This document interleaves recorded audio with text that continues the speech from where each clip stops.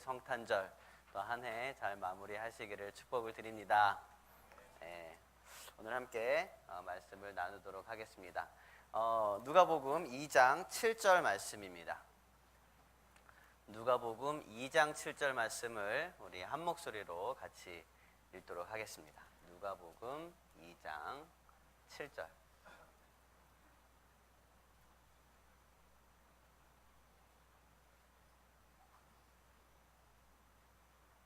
네, 우리 같이 읽겠습니다. 시작. 첫 아들을 낳아 강보로 싸서 구유에 누였으니 이는 여관에 있을 곳이 없음이러라. 아멘. 네. 내일은 크리스마스입니다. 여러분 기쁘고 설레이십니까? 네, 혹시 요즘도 자면서 머리맡에 양말을 걸어두고 주무시는 분들도 있습니까? 그런 순수한 어린아이와 같은 감성 없으시겠죠? 오늘은 크리스마스 이브예요. 여러분 영화에서나 나오는 크리스마스 이브가 오늘입니다. 여러분 따뜻하고 설레고 기쁜 그런 하루 보내시기를 축복을 드립니다. 크리스마스 이브가 주일인 게 몇 년에 한 번씩 이렇게 돌아오잖아요. 제 기억에는 기억이 잘 안 나네요. 그만큼 되게 오랜만에 크리스마스 이브가 주일인 것 같아요. 그래서 더 설레이고 더 좋고 기쁜 하루가 될 줄로 믿습니다. 아멘. 예수님께서는요 이 땅에 오셨습니다. 그런데 호련히 그냥 어떤 천사처럼 구름 타고 싹 이렇게 임하신 게 아니라 사람의 몸을 입고 오셨습니다. 어린 아이로 여자의 몸을 통해서 태어나셨습니다.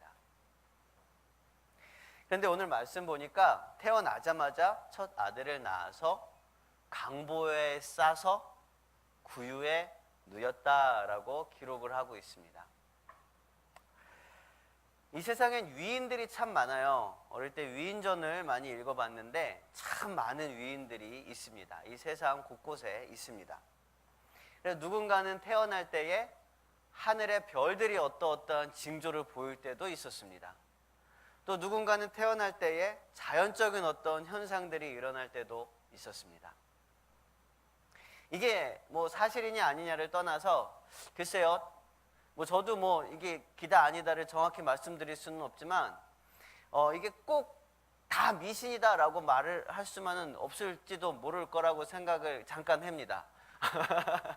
왜냐하면 우리가 아이들이 태어날 때에 태몽을 꾸지 않습니까? 태몽을 꿔요. 이거는 거짓말이라고 말할 수 없는 게 태몽은 진짜 뭔가 달라요. 태몽이라는 것은 여러분이 애를 안 낳아봤잖아요. 그죠? 태몽이라는 거는 뭔가 정말 확실히 다른 것이고 그걸 통해서 우리가 또 영적으로 또 어떤 그런 마음을 좀 갖게 됩니다. 이 태몽이라는 게 미신이라고 생각을 하기보다는 우리가 과학적으로 설명할 수 없는 어떤 그런 영적인 그런 세상이라고 그런 경험이라고 저는 생각을 하는데요.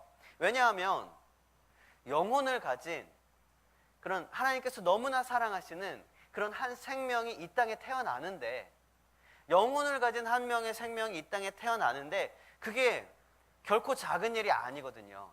그게 결코 그냥 뭐 우리가 뚝딱뚝딱 나무 조각으로 뭘 만들듯이 그렇게 흔하거나 의미 없는 그런 일이 아닙니다. 굉장히 중요하고 하나님 나라에서도 한 영혼이 이 땅에 태어나는 것은 큰 정말 영적인 큰 사건이 아닐 수가 없어요. 그런 상황에서 엄마나 아빠 혹은 가까운 사람들이 특별한 꿈을 꾼다는 것은 이건 과학적으로는 설명할 수가 없지만 그냥 이게 그냥 미신이다라고 터부시할 수만은 없는 게 아닐까 저는 그렇게 생각을 합니다. 그런 것처럼 어쩌면 이전에 위인들이 이 땅에 태어날 때도 뭐 하늘의 별이나 뭐 자연 뭐 이런 것들이 어떻게 됐었을 수도 있지 않았을까 저는 생각을 합니다. 그런데 중요한 건 이겁니다. 역사적인 그런 위인들을 살펴볼 때 간혹 탄생의 징조가 보였던 사람들은 있지만 이 탄생이 예언된 사람은 아무도 없다는 거죠. 탄생이 예언된 사람은 아무도 없어요. 심지어 10년, 20년, 100년, 몇천 년 전부터 그 탄생이 예언되었던 사람은 단 한 명도 없다는 것이죠. 그런데 예수님께서는 어떠십니까? 구약 성경 곳곳에서 예수님이 태어나시기 벌써 2000년 전부터 구약 성경 곳곳에서 예수님의 탄생과 예수님의 죽으심에 대해서 기록이 되고 있다는 겁니다. 예언되고 있다는 것입니다. 그러니까 하나님께서는요, 이미 천지가 창조됨과 동시에 예수님의 탄생, 이 성탄을 계획하고 계셨다는 거예요. 이미 그때부터 그랬었다는 것입니다. 이미 수천 년 전부터 계획하고 준비하셨다는 게 이 성탄이라는 거예요. 준비하신 것이 성탄이라는 거예요. 그런데요, 정말로 전지전능하신 하나님께서 수천 년 전부터 준비해 오신 그런 탄생이라면 여관에 있을 곳이 없었다는 게 이게 말이 되는 걸까요? 아니면 헤롯 왕의 그 호구 조사가 있었는데요, 다 모든 사람들은 자기 고향에 와서 호적을 정리해라 라는 그 헤롯 왕의 호구 조사가 하필이면 요셉과 마리아가 만삭이 되었을 때 그때 있었어야 하는 것이냐라는 거죠. 역사를 주관하시고 역사를 통치하시는 전지전능하신 하나님께서 그 아들을 이 세상에 보내시는데, 이 세상에 육신의 옷을 입고 보내시는데, 그런데 그렇게 탄생의 준비가 안 되어 있는 상황에서, 태어날 곳조차 제대로 정해지지 않은 그런 상태에서 보내셨을 거냐라는 말입니다. 이건 둘 중에 하나입니다. 하나님께서 예수님의 탄생을 제대로 준비하지 않으셨던지, 아니면 마국간 말구유에서의 탄생이 하나님께서 완벽하게 준비해 놓으신 탄생이던지, 둘 중에 하나입니다. 여러분 어떻게 생각하십니까? 예수님께서 왜 구유에 태어나셨을까요? 오늘 그 이유를 함께 묵상하면서 성탄을 우리가 정말로 예수님께서 이 말구에 태어나신 것이 그냥 어쩌다 일어난 것이 아니구나, 하나님께서 완벽하게 준비해 두신 그런 성탄의 계획 가운데 완벽하게 들어맞는 그런 성탄이구나, 이것을 함께 묵상하고 또 함께 또 그 앞에 고백할 수 있는 그런 저와 여러분이 되시길 바랍니다. 첫 번째로 가장 직접적인 이유는 뭐냐면 오늘 본문에 써 있죠. 여러분의 성경으로 다시 한번 읽어볼까요? 2장 7절입니다. 시작. 첫 아들을 낳아 강보로 싸서 구유에 누였으니. 왜 구유에 누였다 그랬습니까? 맞아요.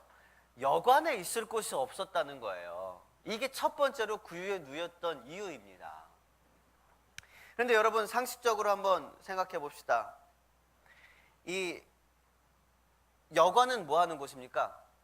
사람들이 가서 자는 거죠. 나그네들이 지나다니다가 잘 곳이 없을 때 들어가서 자는 곳이 여관입니다. 그리고 그때는 헤롯 왕이 호적 조사를 했기 때문에 많은 나그네들이, 그러니까 원래 고향은 베들레헴이었지만 이 곳곳에 살고 있던 모든 나그네들이 막 집 떠나서 이렇게 먼 여정을 오던 때였습니다. 그런데 상식적으로 한번 생각해 보면은요, 우리가 크리스마스 성극을 하잖아요. 가끔씩 하는데 성극에는 누가 등장인물이 나옵니까? 동방박사 세 사람, 또 목자 몇 명 나오고, 때로는 소나 닭이나 염소나 양들도 나옵니다. 그리고 예수님의 아버지인 요셉과 마리아가 나옵니다. 그리고 또 한 명 빠지지 않는 사람이 꼭 있어요. 누구예요? 여관주인. 여관주인이 꼭 나옵니다. 근데 여러분, 이 여관주인은요, 이 캐릭터가 어때요? 항상 나오는 성극마다 보면 여관주인의 캐릭터는 어떻습니까? 좀 쌀쌀맞고 좀 까칠하고 돈만 밝히고 이렇게 좀 악역으로 나오는 사람이 여관주인이에요. 왜 그랬어요? 왜 여관주인이 그렇게 악한 역으로 나옵니까? 예수님이 오셨는데 빈 방이 없어서 그런 거예요. 빈 방이 없어서. 아니 감히 예수님이 오셨는데 빈 방이 없다고 문전박대를 하는 거예요. 요셉과 마리아가 와서 공짜로 재워달라는 것도 아니고 호적 조사를 하러 오랜만에 자기 고향에 온 거거든요. 그래서 빈 방이 있냐 그랬는데 빈 방이 없다 그랬어요. 근데 여러분 상식적으로 생각해 보면 이게 문제입니까? 여관 주인이 뭘 잘못한 건가요? 악한 겁니까? 그가 그렇게 까칠한 겁니까? 원래 먼저 온 나그네들이 꽉 차가지고 여관이 꽉 찬 거예요. 그럼 먼저 온 사람 누구 한 명 내쫓고 예수님네 가정을 받아야 되는 거예요? 그런 것도 아닙니다, 사실은. 그러니까 선거할 때 여관 주인이 그렇게 까칠하게 그려지면 안 될지도 몰라요. 선곡할 때 여관 주인은 좀 더 이렇게 좀 안타깝게 그렇게 좀 그려주는 게 조금 더 역사적으로 좀 낫지 않을까 싶기도 한데요. 여관 주인이, 근데 어쨌든 간에 이 여관 주인이 제가 하고 싶은 말은 잘못한 게 없다는 겁니다. 큰 죄를 지은 게 아니라는 거예요. 손님들을 차별을 해가지고 그때 요셉과 마리아가 왔는데 다른 돈 많아 보이는 사람이 같이 와서 이 사람을 받은 게 아니잖아요. 그런 성경의 기록이 그런 게 아니잖아요. 그리고 심지어 여관 주인은요, 사실상 자기가 할 수 있는 최대한 이 요셉과 마리아를 배려했어요. 그냥 쫓아내도 되는 것을 그나마 지붕이 있는 그래도 이 마구간으로 이렇게 그 가정을 이렇게 들여놓은 거란 말이죠. 그게 좀 착해요, 그래도. 그런데도 이 역사 속에서 많은 사람들은 이 여관 주인을 까칠하고 나쁜 사람으로 몰아가고 있습니다. 왜 그렇게 됐습니까? 왜요? 왜? 그 이유는 아까 말씀드렸듯이 예수님을 여관으로 모시지 않았기 때문이에요. 예수님을 여관으로 모시지 않았기 때문입니다. 그게 여관 주인의 잘못은 아닙니다. 정확히 말씀드립니다. 잘못은 아니지만 요셉과 마리아가 먼저 올 때부터 차라리 저쪽 나사렛에 살면서부터 전화해서 예약을 해놓든가, 베들레헴 여관에다가 예약이라도 해놨으면 나중에 할 말은 없겠지만 그런 것도 아닌데 여관 주인이 예수님을 모시지 못했다는 것입니다. 이것 때문에 지금 모든 역사적인 많은 사람들은 이 여관 주인을 비난을 하고 있는 거예요. 여러분이 여관 주인이었다면 어땠을까요? 여러분이 여관 주인이었고 사실 그때는 예수님인지 아닌지도 몰랐죠. 한 지나가는 나그네 이 부부가 만삭이 돼가지고 왔어요. 안타까운 마음이 품었지만 여러분은 혹시 마구간을 내주는 것 이외에 더 큰 어떤 선택을 할 수 있었을까요? 우리도 사실은 그렇게 큰 선택을 하지는 못했을 것 같아요. 그런데 여러분, 우리는 이 스토리를 통해서 크게 두 가지를 좀 생각을 할 수가 있어요. 하나는 정말로 여관 주인이 하나님의 마음을 품고 정말 약자들을 생각했더라면 그러면 우리가 어떻게 했을까? 조금 더 진정으로 그 요셉과 마리아가 진짜 우리가 기다렸던 그 메시아 예수 그리스도를 낳는 것이라는 사실을 알고 있었다면 여관 주인이, 그러면 여관 주인이 어떻게 행동을 했을까? 아마도 자기 집으로 드렸을 것 같아요. 내가 자는 방으로 드리지 않았었을까? 아니면 평소부터 그런 약자에 대한 고민과 좀 연약한 자들, 소외된 자들에 대한 그런 배려를 해오던 사람이라면 어쩌면 그들을 위한 작은 방을 마련해 놓고 있지 않았을까? 이거 어쩔 수 없이 건강한 사람들은 그 당시에는 뭐 그냥 들판에서도 자기도 했었으니까 건강한 사람들은 몰라도 진짜 나약하고 불쌍한 자들을 위한 작은 방 하나는 따로 마련해 두진 않았었을까? 이런 생각을 좀 해봅니다. 구약 성경에서는요, 과부와 고아 그리고 불편한 자들을 위한 배려가 율법적으로 명시가 되어 있습니다. 그러한 섬김과 자비가 우리 삶 속에 가득하고 또 우리가 항상 그것을 인식을 하고 있다면 우리는요, 우리도 모르는 사이에 아기 예수님께 우리의 정성을 다한 예배를 드릴 수 있게 될 것입니다. 우리 주위에 있는 소외되고 약한 이들, 성탄절이라 다들 따뜻하고 행복하게 보내는데 여전히 추위에 떨고 있는 그런 이들을 바라보면서 저들이 정말 예수님이라면 우리가 어떻게 그냥 지나갈 수 있을까? 이렇게 한 번씩은 좀 고민하면서 그들을 위해서 배려하고 또 구제하고 나눔을 그렇게 행할 수 있는 그런 우리 모두가 되시길 바랍니다. 또 하나는 우리가 생각할 수 있는 것은 여관에는요, 사람이 와서 자는 게 당연하다는 거예요. 여관 주인 입장에서는 사람이 와서 자는 것이 당연한 겁니다. 많은 사람들이 와서 여관을 가득 채웠다는 것은 당연한 일입니다. 좋은 일이에요. 열심히 운영을 잘 했다는 것입니다. 근데 문제는 이 당연한 일 때문에, 해야 할 일 때문에 예수님이 계실 곳이 없었다는 게 문제인 거예요. 이건 우리 삶 속에서도 마찬가지예요. 학생이 공부하는 것은 너무나 당연한 일입니다. 직장인이 최선을 다해서 일하는 것은 너무나 바람직한 일입니다. 때로는 상업활동을 하면서 땅을 팔고 사고 소를 사고 장가가고 결혼하고 너무나 당연한 것이고 우리 삶 속에서 빼먹으면 안 되는 것들입니다. 참 너무나 당연한 삶이죠. 하지만 우리의 우선순위는 거기에 그쳐서는 안 된다는 겁니다. 누가복음 14장에 보면 큰 잔치의 비유가 나옵니다. 어떤 사람이 큰 잔치를 베풀고, 비유죠, 하나님이죠. 이 사람이 큰 잔치를 베풀고 사람들을 청했습니다. 내 친구들, 나와 평소에 친했던 사람들을 막 불러요. 근데 그들이 이 잔치에 오지 않습니다. 오지 않는 이유를 이렇게 얘기합니다. 어떤 사람은 밭을 샀어요. 또 어떤 사람은 소를 샀어요. 그래서 그 소를 막 시험해 보러 가야 된대요. 또 어떤 사람은 장가 들었답니다. 그래서 못 가겠다고 이야기를 합니다. 각자 자기의 삶 속에서의 할 일들이 있는 거예요. 여러분, 살다 보면 우리가 밭에 살 수도 있고 소를 살 수도 있습니다. 살다 보면 장가를 갈 수도 있습니다. 결혼을 할 수도 있습니다. 이게 잘못됐다는 게 아닙니다. 그들이 진짜 잘못했다는 것은 뭐냐면 잔치자리에 가지 않은 것이 잘못인 거예요. 마찬가지입니다. 우리가 예배하지 못하는 이유를 때로는 공부 때문에, 때로는 직장 때문에, 때로는 가족이나 어떤 친구들과의 관계들, 이런 관계 때문이라고 이야기를 합니다. 그런데 여러분, 공부나 직장이나 가족 관계가 이게 잘못된 게 아니에요. 우리는 그 어떤 것보다 예배가 우리의 삶의 목표가 되어야 할 것입니다. 최우선순위가 하나님이 되어야 되는 것입니다. 그렇지 않으면 우리 삶 속에서 하나님을 예배할 수 있는 공간은 마구간밖에는 남지 않을 것입니다. 여러분, 여러분의 삶에 가장 중요한, 가장 가치 있는 그곳에서 예배할 수 있는 저와 여러분이 되시길 바랍니다. 언제까지 우리가 마구간에서 예배하고 있겠습니까?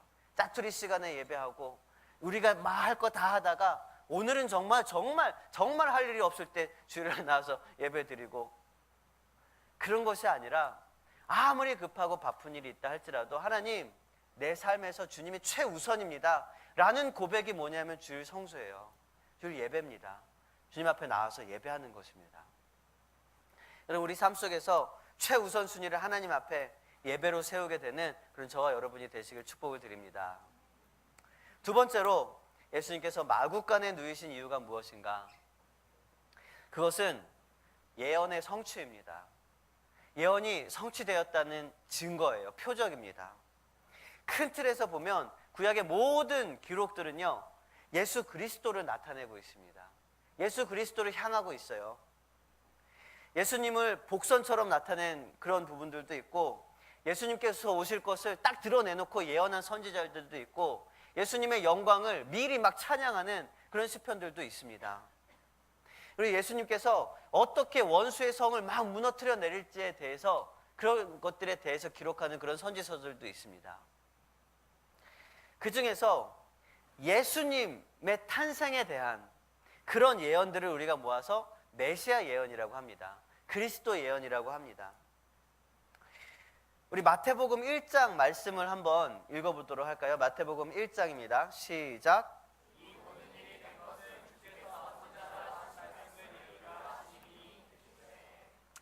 마태복음 1장 22절이에요. 1장부터 나오는 이 말씀이 이전에 선지자로 하신 말씀들을 이루기 위해서 이 모든 예수님의 탄생이 이루어졌다라고 얘기를 하는 것입니다. 마태복음 1장부터 기록되면 얼마나 기록되겠습니까? 이 선지자들의 말은 마태복음에 나온 말들이 아니라 이전의 구약 성경을 말하는 것이죠. 이 모든 구약 성경 다 이렇게 기록된 것이 뭐냐면 예수 그리스도를 위함이고, 이렇게 예수님이 태어났다는 것이 이 모든 선지자로 하신 말씀을 이루기 위한 그런 과정들이다, 예표의 그런 확실한 증거들이다라고 이야기를 하고 있는 것입니다. 더 나아가서 오늘 본문 말씀 2장 7절 뒤에, 바로 뒤에 있는 2장 12절 말씀을 함께 읽어보도록 하겠습니다. 시작.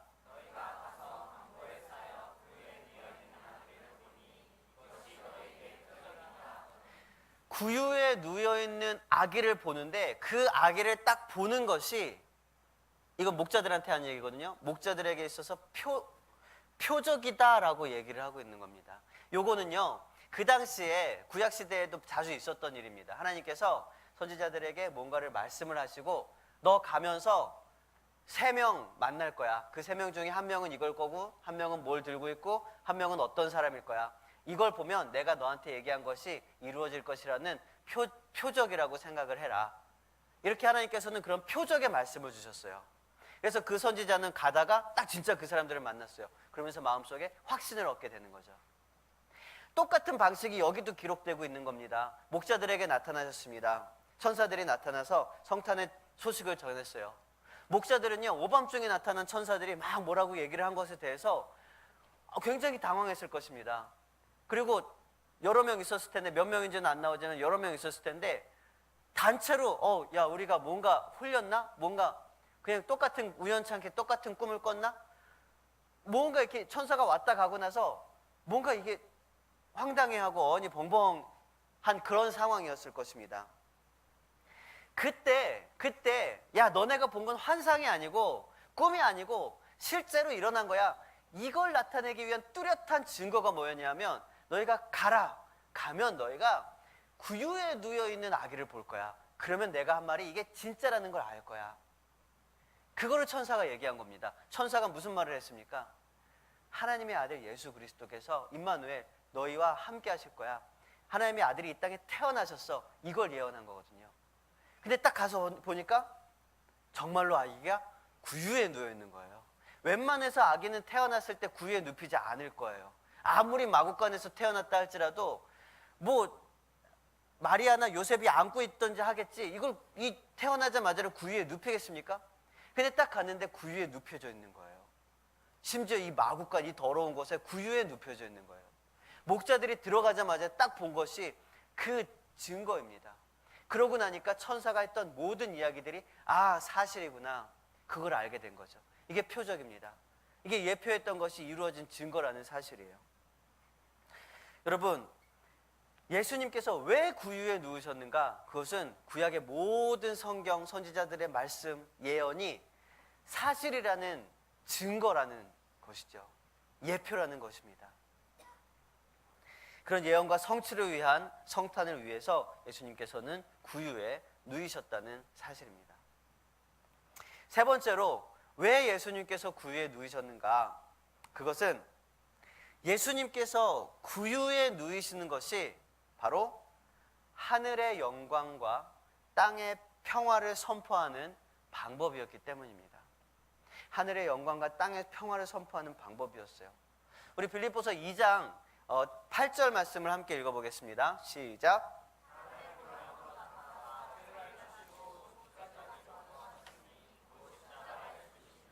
그렇습니다. 사람의 모양으로 나타나셨습니다. 일단 하나님의 아들이 사람의 모양으로 나타난 것 자체가 겸손이고 복종이었습니다. 하나님의 아들이 사람의 모습으로, 사람의 몸을 입고 나타난 것 자체가 겸손이었습니다. 그리고 자기를 낮추셨다고 하고 있습니다.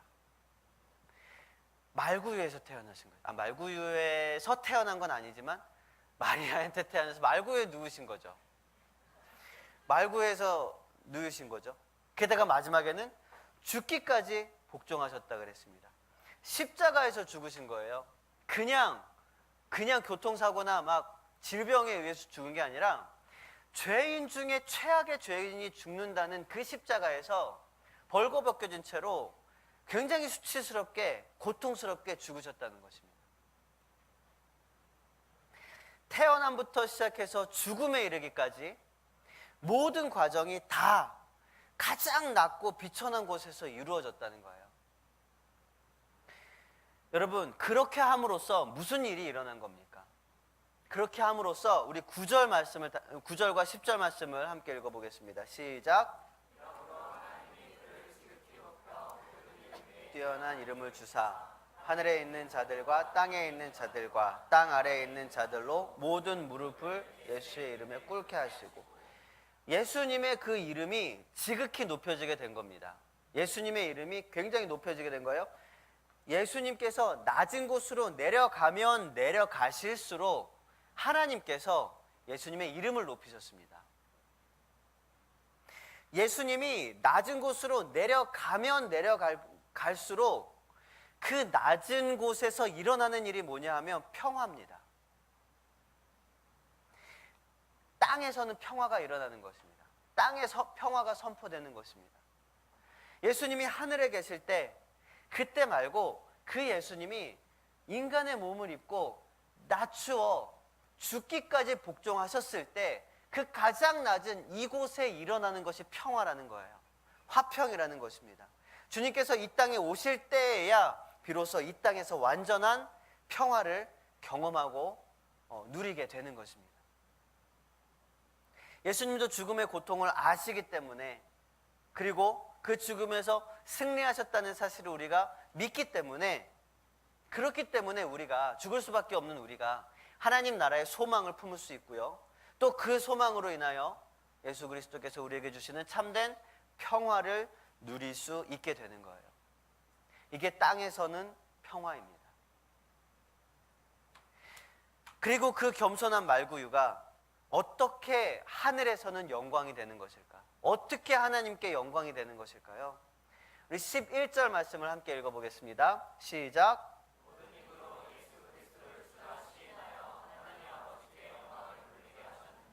네, 이 십자가의 죽음을 위한 예수님의 이 땅에 오심, 이 성탄이 바로 모든 족속에게 구원이 선포되는 첫 단추이기 때문이에요. 예수님께서 이 땅에 육신의 몸으로 오지 않으셨더라면 예수님께서는 십자가에 달리시지 않았을 것입니다. 그러면 모든 족속에게 구원이 선포되지 않았을 거예요. 여러분, 모든 입으로 예수 그리스도를 주라 시인하여 하나님 아버지께 영광을 돌리게 하는 첫 단추가 어디였냐면, 예수님이 육신의 몸을 입고 사람의 몸을 입고 이 땅에 오셨다는 것입니다. 그리고 그 몸이 죽으심으로 인하여 모든 입으로 하나님께 주라 고백할 수 있는 길이 열리게 된 거고요, 그것이 바로 하나님께 영광이 되는, 하나님 아버지께 영광을 돌리게 하는 길이라는 사실이죠. 말구유에 누우신 그 겸손함이야말로 하늘에서 영광, 땅에서의 평화가 성취되고 또 이루어지는 그런 최고의 순간이었던 것입니다. 여러분, 마국간 말구유에서 예수님께서 태어나신 것은 완벽하게 하나님께서 준비해 놓으신 탄생이었어요. 수천 년 동안 메시아를 준비하시면서 탄생부터 죽음까지 모든 것을 전지전능하신 하나님이 최고의 구원의 여정으로 계획해 두신 것이라는 사실입니다. 그러나 그 탄생부터 죽음까지의 모든 그림이 완벽하게 그려졌다고 해서 그것이 하나님께 참 기쁘고 행복한 그런 그림만은 아니었을 것입니다. 독생자 예수 그리스도가 이 땅에 육신의 몸을 입고 온 것만으로도 정말 큰 고통이었을 거예요. 우리에게는 참 기쁘고 감사하고 환영할 일이 맞습니다. 임마누엘, 주님께서 우리와 함께 계시다는 거거든요. 하지만 하늘 보좌와 이 땅을 비교한다면, 아무리 이 땅에서 수천 명의 제자들이 따른다 해도, 아무리 황금과 유황과 모략을 갖다 준다고 해도, 아무리 종려나무 가지를 흔들면서 환영하고 기뻐한다고 해도 하늘 보좌와는 비교할 수 없을 것입니다. 그러나 겸손하신 예수 그리스도께서 죽음을 위해 이 땅에 오시고 가장 낮은 말구유에 누우시고 또 그 모든 삶 속에서 유혹받지 않고 목숨까지도 대속물로 내어두신 그 사건으로 인해서, 그 삶으로 인해서 우리는 지금 하늘에는 영광, 땅에는 평화를 선포하며 찬양을 하고 있는 것입니다. 여러분, 어찌 되었든지 이 세상 사람들이 느끼기에 크리스마스가 참 행복하고 설레는 날이라서 저는 참 다행이라고 생각을 합니다. 어찌 되었든지. 그런데 여러분, 우리는요, 이 크리스마스가 왜 기쁘고 왜 설레는 날인지, 왜 감사한 날인지 정확히 알고 잊지 말아야 합니다. 그리고 여러분, 전하시길 바랍니다. 서로가 서로에게 성탄 선물을 막 나눠주고 기쁨과 설레임으로 맛있는 저녁 식사를 할 때 우리는 예수님을 기억하고 예수님께 감사해야 됩니다. 곳곳에 데코되어져 있는, 여러분 이제 식당이나 어디 이렇게 가도 많은 데코레이션 중에서 이런 거 있잖아요. 마구간 있고 말구유 있고 요셉과 마리아 서 있고 동방박사 목자들 막 다 섞여 있잖아요. 막 이렇게 섞여 있는 그런 데코레이션들을 보면서, 그런 그림들을 보면서 여러분, 우리는요, 왜 저 마구간, 왜 저 말구유가 성탄절 데코인지를 설명해 줄 수 있어야 됩니다. 저기 누워있는 저 아기가 누구인지, 왜 저기에 누워있는지를 우리는 설명해 줄 수 있어야 돼요. 그걸 알지 못하고 그냥 분위기에 젖어 있는 그 이 세상 사람들에게 그것을 잘 설명해 주고 알아야 된다는 것입니다. 예수님이 왜 그 구유에 누우셨는가? 여관에 있을 곳이 없었기 때문이라 그랬습니다. 우리의 삶 속에서 예수님이 있을 곳이 없어서 우리의 삶의 마구간에서 그냥 예배드리고 사는 것은 아닌가, 우리 점검해 봐야 됩니다. 또 하나는 예언의 완벽한 성취라고 했습니다. 수천 년 전부터 하나님께서 완벽하게 준비해 두신 그런 성탄인 것입니다. 이 마구간에 누인 아이를 통해서 이분이 정말 하나님의 아들이구나, 이분이 온 세상을 구원하실 메시아구나 라는 것을 확실하게 믿을 수 있는 그런 확증이었다는 거죠. 그리고 또 하나는 하늘에는 영광, 땅에는 평화를 선포하는 최고의 방법이 바로 예수님께서 겸손하게 낮게 마구간에 말구유에 누우셨다는 사실인 것입니다.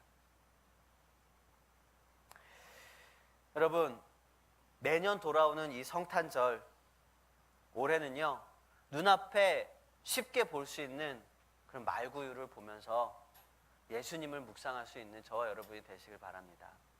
그리고 그 말구유에 누우신 예수님께서 지금 저와 여러분들의 마음속에 어떤 말씀을 하고 계신지, 이 행복한 그런 분위기, 이 따뜻하고 설레는 분위기 속에서 정말로 예수님께서 우리에게 뭘 말씀하고 계신지 거기에 귀를 기울이고 마음을 열고 또 그분의 뜻을 전하게 될 수 있는 그런 저와 여러분, 이 성탄 절기가 되시기를 주님의 이름으로 축복을 드립니다.